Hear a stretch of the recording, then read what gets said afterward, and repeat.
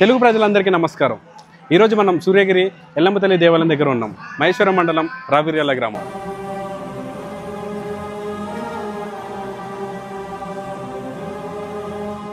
ఇక్కడ మరొక భక్తులు కూడా ఉన్నారండి. ఇక్కడికి వేల మంది భక్తులు ఎందుకు వస్తున్నారో మనం అడిగి తెలుసుకుందాం. అనుకున్న పనులు మొత్తం జరుగుతాయి కాబట్టి ఆమెకి రాను రాను జనాభా ఎక్కువయ్యి వాళ్ళ కోరికలు నెరవేరుతున్నాయి కాబట్టి కంపల్సరీ ఇక్కడ మంగళవారం వచ్చి తన పూజలు తను చేసుకొని వెళ్తున్నారు. నేను అనుకున్నన్ని వరకు కోరికలు చాలా వరకు నెరవేరినాయి కాబట్టి నేను ఖచ్చితంగా ప్రతి మంగళవారం అమ్మవారి గురికి వస్తుంటాను.